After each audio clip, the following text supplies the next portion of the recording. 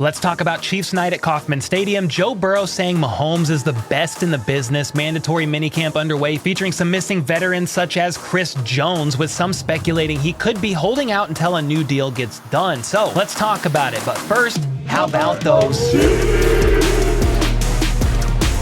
First up, last night was Chiefs night at the K, which featured a time to celebrate the Super Bowl champions with some epic walkouts of Andy Reid waving this little flag, Mahomes carrying the Lombardi trophy, and then Travis Kelce got his chance at redemption after spiking the ball into the ground for the first pitch at the Cleveland Guardians game back in April, and this time he had some help with both Casey Wolf and Slugger using signs that had arrows pointing where to throw, and his Chiefs teammates cheering him on, and despite his foot slipping on the ground, he delivered a strike and therefore got his first pitch redemption, and it's safe to say that Travis experienced quite the character arc this offseason. He said today in his presser he was a bit lucky because of his foot sliding, and he was glad that he was able to get it done right the second time. And then mandatory minicamp started today for the Chiefs, with season ticket members getting first access. And while I share about some of the standouts and highlights, I'll play some miscellaneous footage from the media look featuring wide receivers running routes and much more, including this one of Justin Ross sadly dropping a pass. Does it mean anything?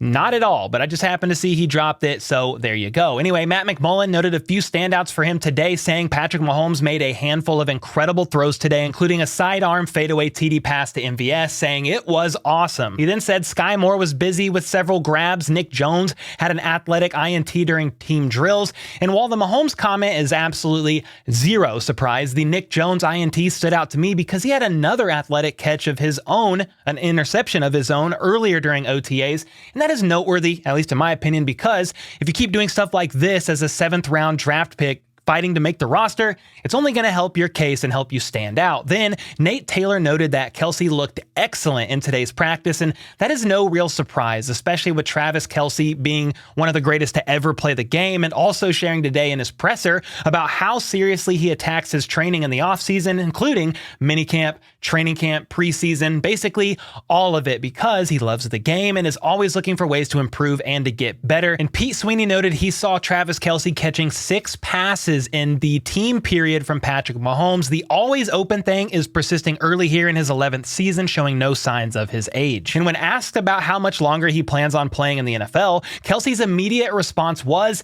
"Till the wheels fall off, baby. I love this game. I know I'm going to miss it when I'm done playing, but for right now, I'm in this building wanting to win football games." And I will say this, Kelce's presser was sort of sad in ways to me near the end, because he was asked multiple times about his age, getting older, reaching an advanced age for football, etc. And I felt like those questions may have potentially got to him a bit at the end there. He did well to not really show it, but dang, it was a bit redundant and not needed, in my opinion, though I get it to an extent. He's 33, about to be 34 in October, but this man's at the top of his game, is not showing signs of slowing down, and I love the fact that he himself still loves the game and loves seeing him out there being a leader at mandatory minicamp. On that note, though Kelce and many other leaders and veterans were out there, there were several players not in attendance and or not participating, and Pete Sweeney of Arrowhead Pride noted that they did not see defensive tackle Chris Jones, defensive tackle Turk Wharton, tight end Blake Bell, running back Jerick McKinnon, running back Isaiah Pacheco, and offensive lineman Trey Smith. So I think Wharton and Pacheco are probably rehabbing, but Jones and McKinnon have not been spotted at any of the 3 open sessions of voluntary workouts. Trey Smith did not attend day 9 of voluntary minicamp, and reporters have not seen Blake Bell since day 3 of voluntary workouts. So hopefully Blake and his hip that was operated on last season when he spent most of it on IR is all good, but we will find out soon either way, I'm sure, because Andy Reid speaks on Thursday, and though he hates to talk about injuries, he's going to be asked about them, so hopefully he gives us a little bit of details. And then safety Mike Edwards, cornerback Trent McDuffie, and cornerback L'Jarius Sneed were present but without helmets. And also Pete Sweeney noted that Justin Ross and Kadarius Toney were warming up earlier in the practice but did not recall them participating during team periods. He then said it's likely just precautionary since they were out there earlier, but we'll have to keep our eyes on both of them regardless, as well as an eye out for Chris Jones, because Jones not being there could be a big deal or like a lot of other veterans that also weren't there, it could be nothing. However, we know Chris Jones is expected to be in talks or have talks soon with the team about a potential extension with him being on a contract year. And so no Chris Jones at minicamp, mandatory minicamp, I might add, is a bit of an eyebrow raise like Dwayne Johnson, especially when you consider the fact that he posted this clip on Instagram today of him sacking Bryce Perkins, then jumping up with the Make It Rain money celebration with the caption, "Coming for it all, #year 8. And I don't personally think it was coincidence for him to post this clip and then not show up to mandatory minicamp, but that's just how things appear as of right now. I mean, he could have posted any clip of him sacking a QB, but chose this one with the celebration about money, being about money of some sort. And I think it's safe to say that Chris Jones wants to get paid. However, Nick Jacobs of Channel 41 News said that nothing changes with the Chris Jones absence. I've said it on here before. It was best for his agents and him to let the other defensive tackle get paid.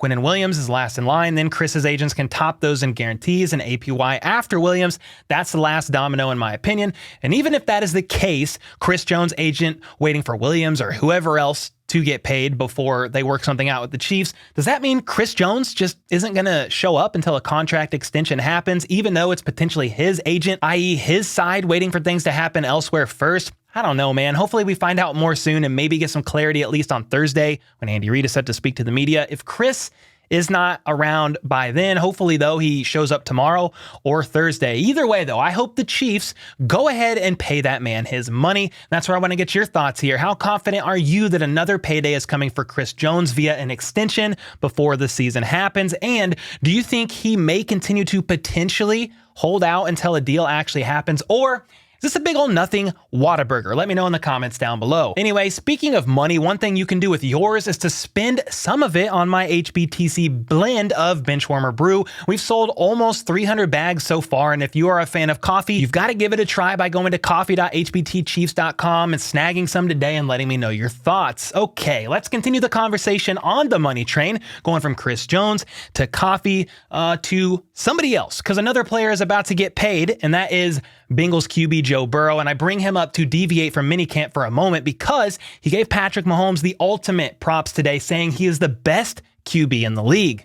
I don't think there's any argument right now. It's Pat. Until somebody has a better year than he's had, he's the one to knock off. And I gotta applaud Burrow here for his honesty. I mean, he's just speaking the truth. I personally have no issues with Burrow. Glad he also is seated. In reality, he's a great QB, QB2 in the NFL, but the fact that he just said, hey, Pat's the best, and until somebody knocks him off, that's how it's going to stay. I'm like, dang, why don't you tell your freaking fan base to, speak with some intelligence in that regard? I understand they're going to ride for their quarterback, just like Jamar Chase did here. You were asked about the #1 player in the NFL. With very little hesitation, you said, Joe Burrow. Joe Burrow. Everybody knows that, yeah. I mean, that's easy. MVP. He said Pat. Who said Pat? Joe. Pat who?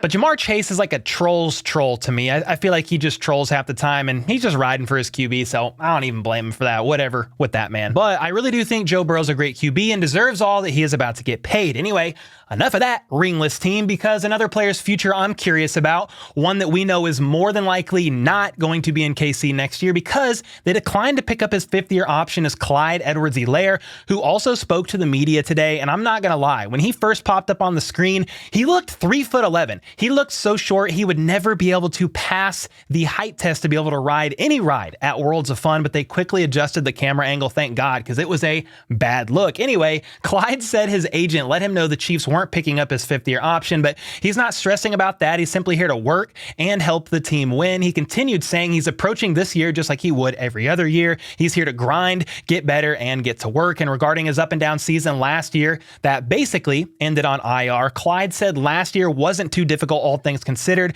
There were trials and tribulations, yes, but he stayed focused and didn't let it keep him down. He actually practiced all week leading up to the Super Bowl and was activated, meaning he could have dressed out, ended up not, but he filled in for receivers. during practices because some of the injuries at the wide receiver position. And he said he was just doing all that he could to help the team prepare for the big game. He did everything he needed to do, everything that he was called on to do to help them prepare and win it all. And as I just said, he didn't suit up for the Super Bowl, but I do think that was a bit hard on him from what I can tell, though he did handle it all like a true professional. And we know Isaiah Pacheco basically took his job last year, but Clyde made it seem like the running back room was pretty tight-knit. Apparently, all three of them, CEH, Isaiah Pacheco, and Jerick McKinnon, all connect via a group FaceTime every couple of weeks to talk through things and process what it looks like for the running back room to continue to be successful. And then lastly, I found this bit interesting. CEH was actually asked about the Super Bowl parade and why he wasn't there. And he shared that he made a commitment for that fashion show in New York like 3 to 4 months prior without the knowledge that the Chiefs would win the big game and definitely not knowing that the parade would be on that exact day. He wanted to be there at the parade. However, he felt it important to be a man of his word, a man of integrity over everything else, so he's stuck with his commitment. And if this is indeed true, it's commendable of him, at least in my opinion, to just honor the word and go for it. But dude, I think personally, I would much rather have been at the Super Bowl parade, but it is what it is. Someone who was there at the parade and the White House, though, a guy who's been soaking everything in and making the most of this offseason by training with former Chief legend and Tamba Hali, was defensive end George Karlaftis. He said year one in the league was absolutely incredible, and he gave props to Frank, saying, "I love Frank. He meant the world to me. He's a great person, and at the end of the day, he had to do what he had to do."